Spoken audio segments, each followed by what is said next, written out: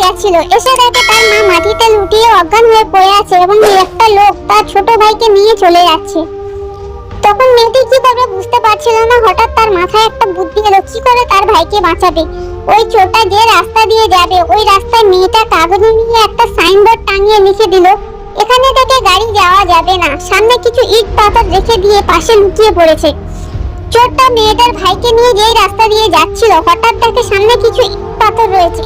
চোরটা নেমে ইট পাথরগুলো যখন সরাচ্ছিল তখন মেয়েটা তার ভাইকে গাড়ি থেকে নামিয়ে নিয়ে এবং গাড়ির চাবিটা বের করে নিয়ে পালিয়ে ধান ক্ষেতের মধ্যে লুকিয়ে পড়েছে। এদিকে চোরটা এসে বাচ্চাটাকে না খুঁজে পেয়ে চারদিকটা খোঁজাখুঁজি শুরু করেছে। ওই থেকে এসে কিছু লোক তাকে ধরেছে এবং মেয়েটাকে তার ভাইকে বাঁচাচ্ছে। বন্ধুরা, এই মেয়েটার জন্য বুদ্ধির জন্য কিছু লাইক কমেন্ট সাবস্ক্রাইব করাই তো যায় বলুন। ভালো লাগলে অবশ্যই সাবস্ক্রাইব